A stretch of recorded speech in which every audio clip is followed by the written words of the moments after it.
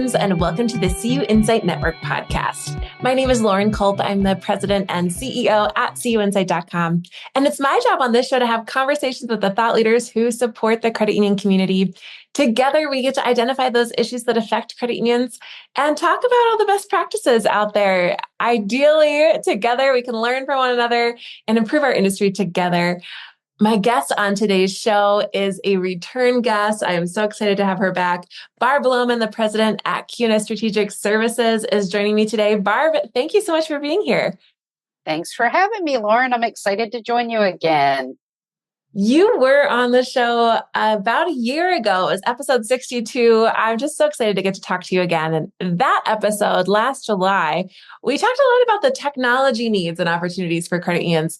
So before we jump into the episode, for those who didn't catch our last one or who may not know, can you share a little bit about who CUNA Strategic Services is and where you add value for credit unions? Sure, I'd love to. Basically, in a nutshell, CSS is an organization that is built to collaborate across the system. So our ownership structure is a little over 99% America's credit unions and the state and regional leagues. And then we have small minority ownership stake from the World Council as well as True Stage. So when you think about who our ownership consists of, I guess I should say, we truly are an organization built to create collaboration across the entire system. And basically what we do is understand the issues that credit unions face, go out there and find really cool, innovative fintech solutions to solve those problems, and then work to distribute those solutions to credit unions in all different asset segments, primary fields of membership, and all different demographics. I know there are a lot of exciting things coming in the future for CUNA Strategic Services, so we'll get to those a little bit later. Just a little teaser here. But I do want to ask you about this webinar series you're working on. You have a really exciting series. I believe it's called Safeguarding Your Credit Union's Future. Can you tell us a little bit about that and why you decided to launch it? Yeah, so we launched this series because we felt like credit unions need help solving some key problems and challenges that either they face or their members face, right?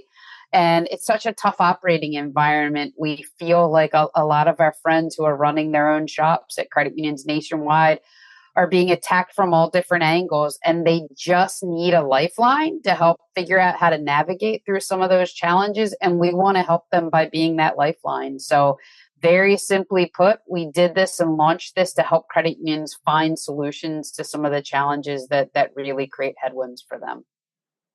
I'm so excited to see all of these webinars come to life. And I'm sure on the CUInsight side, we'll be sharing all of the good news as soon as every one of them is out. Safeguarding your credit union's future, there are so many possibilities, so many approaches you could take. What topics do you cover and how do you select those? So we select them first and foremost by listening to feedback from credit union executives across the nation. You know, I've been in this industry for a hot minute and have a lot of friends who are leaders of credit unions in all different asset segments, and just pinging them, listening to feedback that we get through different channels through America's credit unions, through the actual engagement, through a lot of our providers that are going to market. We're just listening to what's basically troubling credit unions, what are their priority issues that they want to solve for, and how can we raise awareness and bring attention to those. So in May, we launched the series, and, you know, with overdraft being under such scrutiny with regulators, we tackled that one first. We went at it. We just said, let's do an outlook on overdraft and bring in some of the key leaders from Advantage, powered by JMFA, and talk about things like, are overdraft programs going to go away? Are there ways that credit unions should be looking differently at their courtesy pay programs from the member perspective?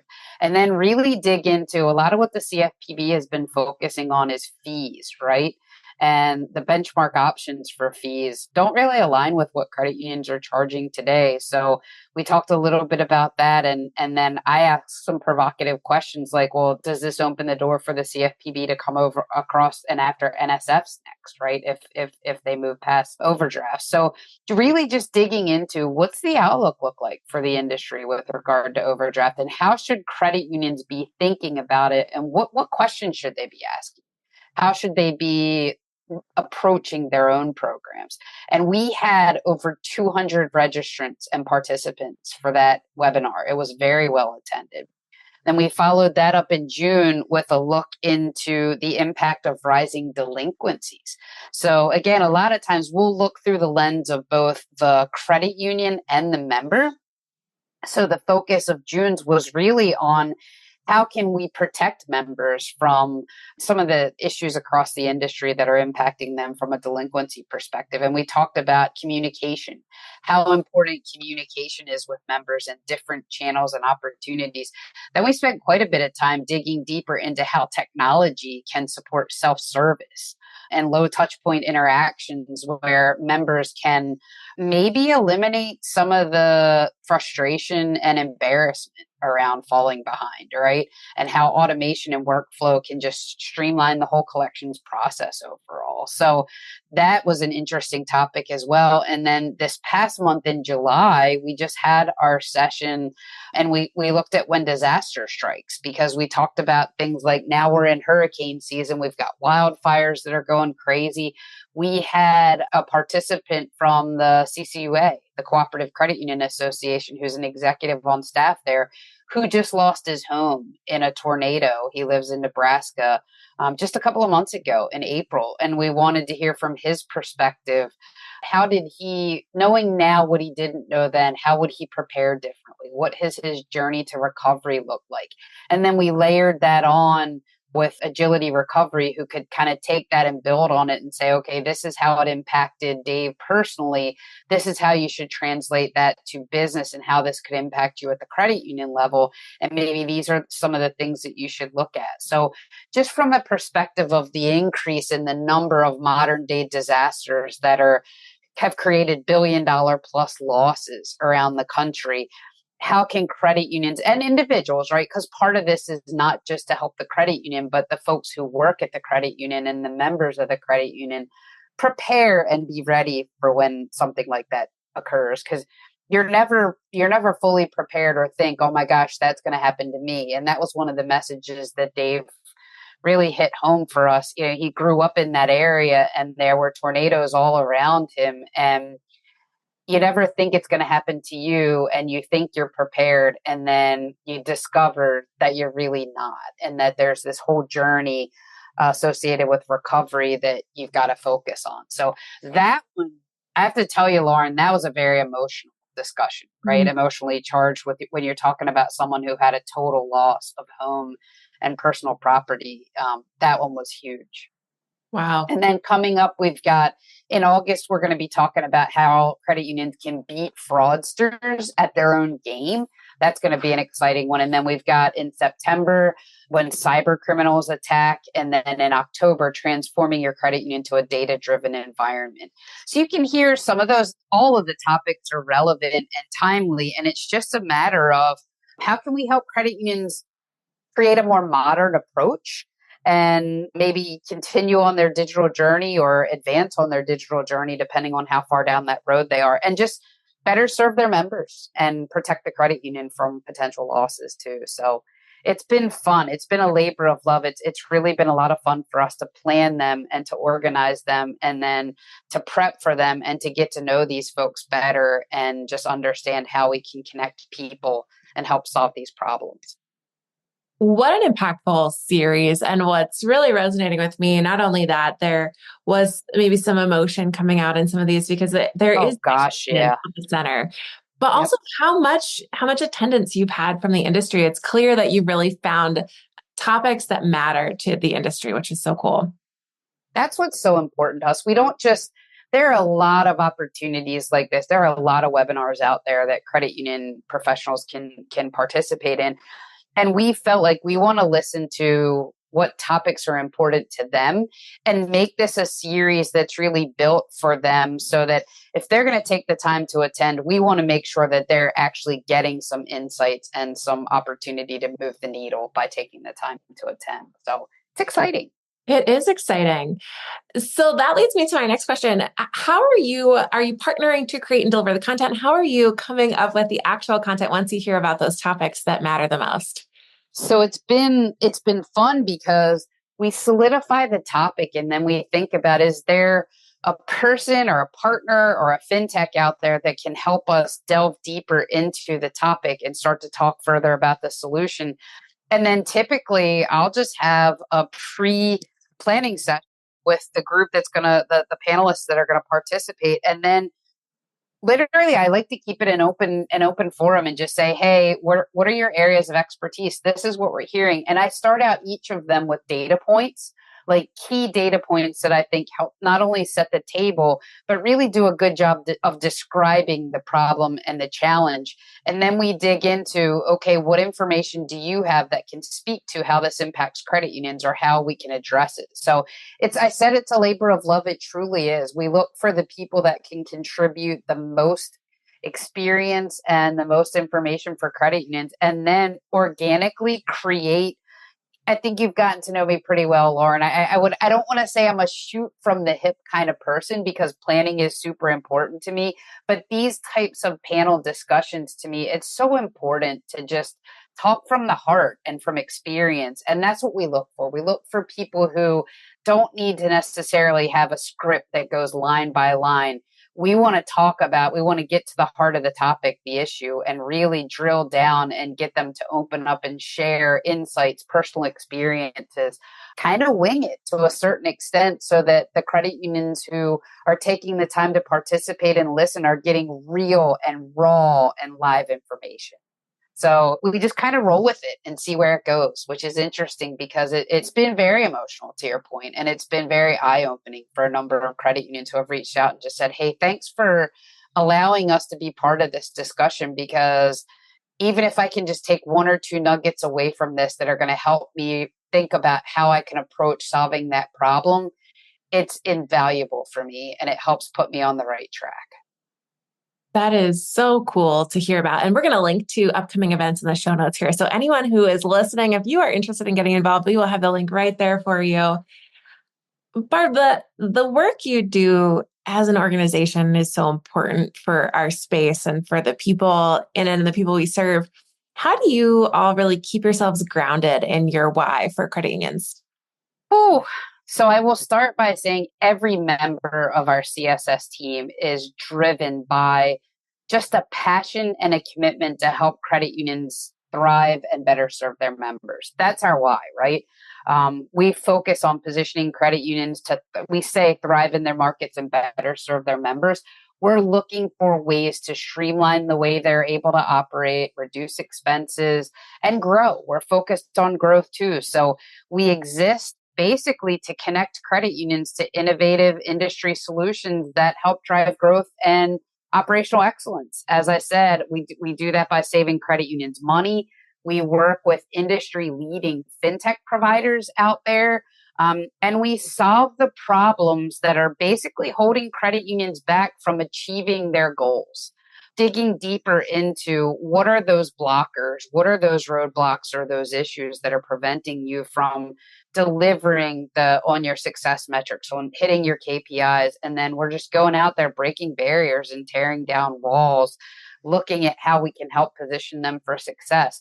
It's interesting because I don't think there's another organization out there quite like us, Lauren, with our ownership structure and our governance structure that really does. I have a great board of directors that has said we never want to see CSS become so focused on revenue that we forget why we exist today. And we're here to facilitate collaboration across the system and to help position the leagues as innovators. And that's what we're focused on every single day. We sit on team meetings and we sit in planning sessions and we basically ask ourselves, we check in and say, does this innovative solution that we're looking at help drive growth? or does it streamline operations and help drive efficiencies for our credit union? And if it doesn't, we have to remind ourselves that that's what we're here for. We're here to help credit unions thrive, and we can't get distracted by the things that come up in the whirlwind. We're super focused on how do we ground ourselves in that why and keep moving forward so that credit unions can take advantage of all the cool solutions that we find and bring to market. That is, I think, the best way to stay grounded. And I love the focus you talk about. One question, and we alluded to this earlier, that I have for you is, what is the focus for the road ahead for CUNA Strategic Services? I know there's a lot of exciting things coming. Well, gosh, with the merger of Legacy CUNA and Legacy NAFCU to form America's credit unions this year, we've been a part of that transformation work with America's credit unions, right? But obviously, going forward, it probably wouldn't make sense for us to continue to be branded CUNA Strategic Services. There's no CUNA anymore, and CUNA Mutual Group is now True Stage, and Legacy CUNA is now America's Credit Unions. So we launched a rebranding engagement a couple of months ago. We actually partnered with Sam Plester and Mission Brands in the industry to say, hey, we want to take a hard look at CSS and our operating model. We want to look at the market, the industry, the needs of the industry, where we see our value proposition, competitors, if there are any. We're in a very unique position, like I said, from our ownership structure, but there are some other entities out there that do similar work to what we do. So we don't want to position ourselves as a competitor. We want to align with some of those other organizations so that we can work together to drive even stronger results. So we're really in the throes right now of reimagining what that go-to-market strategy looks like. And we will be rebranding. We're looking to land on our new brand probably in the October-ish timeframe, because we want to launch. We have our big venture tech event coming up in the middle of November, and we want to be ready to show up at venture tech as that new entity. So we would love to land on whoever the name and the go forward images and branding as we go to market, and then launch that in the fall so that we're super ready as of January 1st to hit the ground running and just be us and be out there and be as helpful as we can by the time we're ready to all show up in DC at the GAC again. And it'll be here before we know it, won't it? It will be here before we know it. I know before we started recording, we were just talking about how fast time is flying this year. I am excited to see you in DC next year.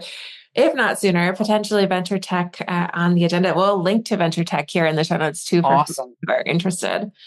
Awesome. Well, Barb, I think I could talk to you all day long, but in the interest of Ditto. time, I always like to wrap up these episodes with some rapid fire questions to let our listeners get to know you better. Questions are rapid. Your answers don't have to be, are you ready? I am ready, girlfriend. Let it roll. Let's do it. Number one, who is somebody in your life that was a great leader and what makes them so great? When I worked at a bank in my 20s, so now I'm dating myself, there was a female executive named Sheila McCracken who was the senior vice president of deposit services. And the bank was Loyola Federal Savings Bank, which doesn't even exist anymore. So I'm really dating myself.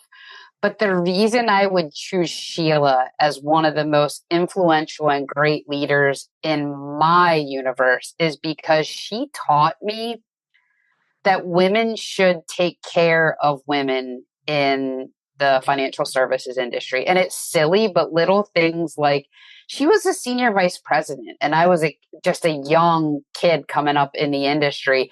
And she encouraged us and this was back in the day when you had to wear a suit with a skirt and heels and stockings. And she would say, if I ever run in the back of my hose and you're walking down the hall behind me, you better tap me on the shoulder and say, Mrs. McCracken, you have a run in your hose. Here's a spare, go get a spare pair. Or she just taught us as young females emerging in the financial services industry that women can be each other's greatest allies and that we should have each other's backs and that there should never be this element of girls drama that can be created or I guess we can be portrayed as, right? So I would definitely say Sheila, because she taught me invaluable lessons that I've carried with me throughout my entire career around how females should support one another.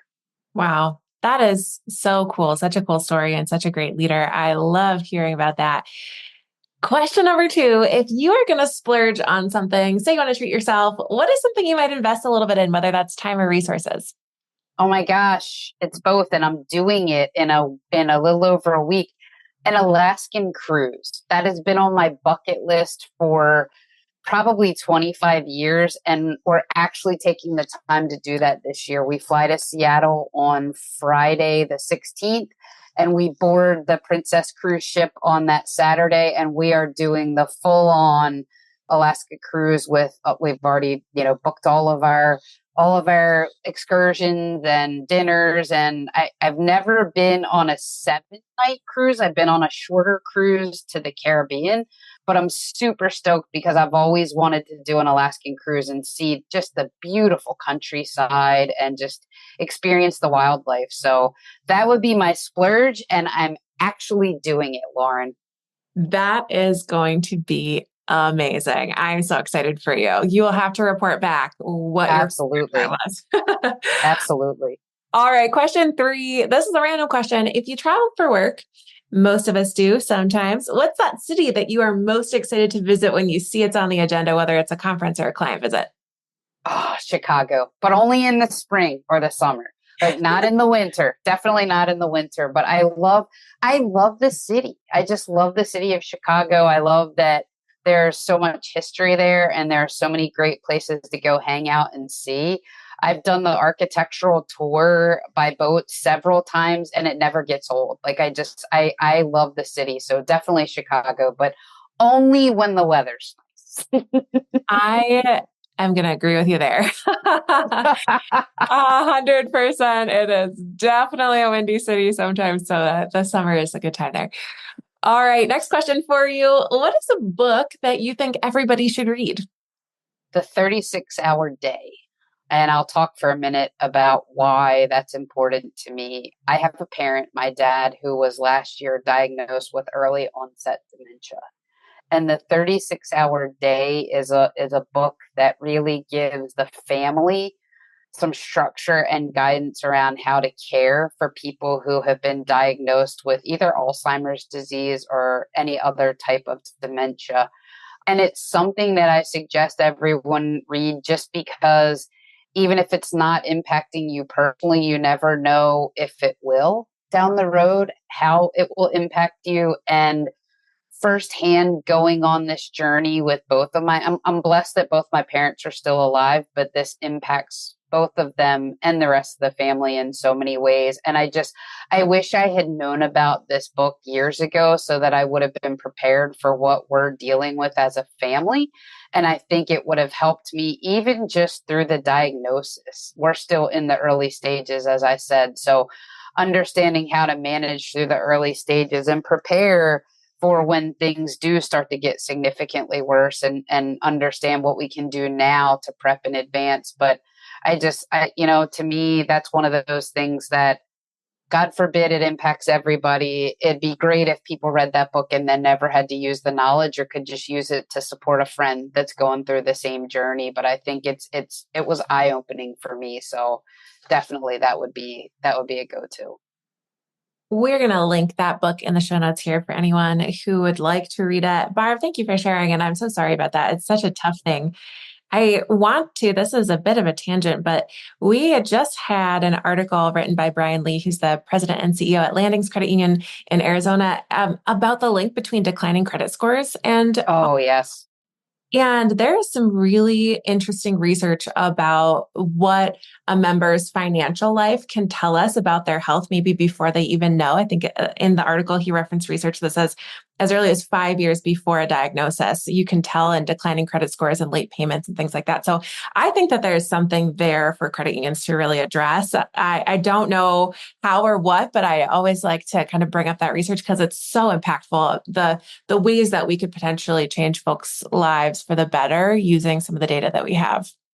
I love that you went there, Lauren, because we actually have a provider that we partnered with this year who it's elder care, fraud, abuse, and prevention. And one of the statistics that they shared with me, and look, for me, this is a personal journey right now, so I'm finding a lot of this data fascinating. But you're right.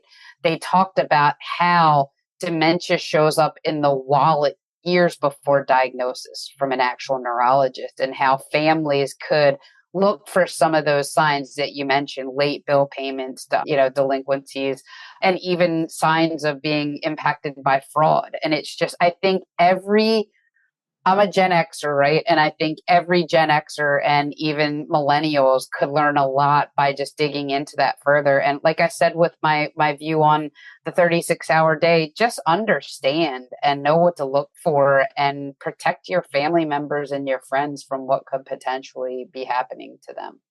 Absolutely. Well, thank you, Barb, for sharing that. I am going to link to the article we talked about, and we'll definitely also link to the provider you mentioned, so that if anyone's interested, I think there's some work to be done there for credit unions, and it's a place that has a lot of impact. And the provider is Careful, by the way, with 2 L's. Perfect. We will link to them as well. That's wonderful. All right. What has been your best hack for creating balance and integration between your work life and what I always call your life? Being intentional. I would say being intentional and holding myself accountable, Lauren. It took me a while to get to the point where I really made sure I was holding myself accountable to be present and to do all the things. I mentioned the journey that I'm on with my parents and with my family right now. There was a time in my life when I would have been so busy traveling for work and running around that I wouldn't have been able to be here and be part of that care. And I've just intentionally said, I'm going to limit my travel, and there are certain doctor's appointments that I need to be here at home to be able to go to with my dad and support my mom, and different things that it can't all be on my brother's shoulders. So I would say being intentional and prioritizing the life part of work-life balance, and then holding myself accountable to being present and being here and being an important resource for my friends and my family. Absolutely. That is so important and such a good reminder for all of us. We are going to link to everything we talked about today in the show notes, like I said along the way. Barb, my last question for you is, do you have any final thoughts you'd like to share or final asks of our listeners today? My big ask of our listeners, Lauren, would be to every day show up and exhibit grace and kindness to those that you engage with. Because, I shared a little bit about my personal journey. You never know what someone else is going through, and they might say something or do something that you take the wrong way. But I think I like to give people credit and assume that maybe there's something I don't know about if someone snaps at me. So I just try to exhibit. I'm learning this through this journey, just to exhibit grace and show kindness and let others know that they have that support in the event that they need it. And don't just assume the worst, assume the best, and assume that you can maybe brighten somebody's day by showing them kindness. And that could make a huge difference in this world. That mentality is so important, and we need more of it. So Barb, thank you for leading us in that. It is always so great to connect with you, and I really appreciate you being on the show today. Thanks so much. Thank you, Lauren. I hope you stay well. I can't wait to see you in DC next year. And thank you to all of our listeners today for tuning into the CUInsight Network podcast, and we will be back again next time.